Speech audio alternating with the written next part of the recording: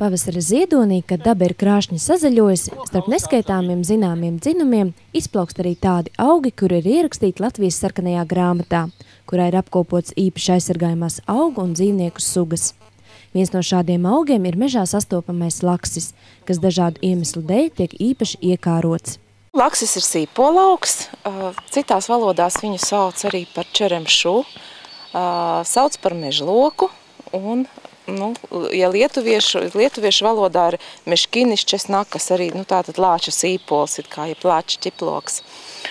Raksturīgs ar to, ka tā veģetatīvā daļa viņam sāka veidoties agri pavasarī, un būtībā viņš savu veģetācijas periodu arī izbeidz līdz vasaras otrai pusē. Ja jūs nāksiet meklēt laksi augustā, tad jūs arī neko vairāk neatradīsiet. Laksis būs uzaudzis, noziedējis, nogatavinājis sēklas un pazudis līdz nākošajam pavasarim. Gan Latvijas, gan Eiropas mežos šis augs ir ļoti reti sastopams. Laksis ir izvēlīgs, tas mēdz augt ēnainos un mitros lapu koku mežos, kaļķainā augsnē, arī upju ieleju krūmājos. Daugavpils novadā ir izveidots viens mikroliegums lakšu aizsardzībai, kura atrašanās vieta ir ierobežotas pieejamības informācija. Tā ir viena no 2 zināmajām lakšu atradnēm Latgalē. Cilvēki laksam visbiežāk ierāda vietu nevis zieda vāzē, bet uz ēdamgalda, jo tā lapām ir maiga ķiploku smarža un garša. Tomēr jārēķinās, ka laksi var baudīt tikai tad, ja tas ir izaudzēts pašu dārzā.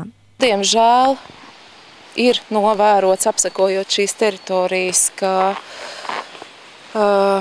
cilvēki mīl šo augu, iespējams tā gastronomisko īpašību dēļ vai kādu citu iemeslu dēļ, ja? Un diezgan intensīvi novērot arī šī auga izplūkšana, kas draud, protams, ar šī auga iznīcību. Tā kā tas ir īpaši aizsargājamais augs, tad par to draud administratīvais sods, un tas ir diezgan ievērojams ja tiek konstatēts auga iznīcināšanas tā daļu, tirzniecības vai apmaiņas vai izrakšanas, jeb citādā veidā iznīcināšanas fakts, tad pārkāpējam draud administratīvais sods no 10 līdz 500 latiem.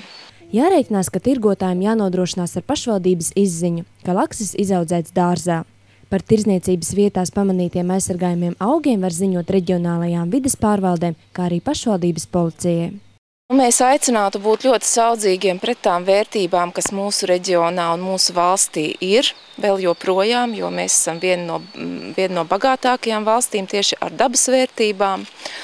Un ir iespējams šīs lietas, kas aug mežā, audzēt arī savos dārzos.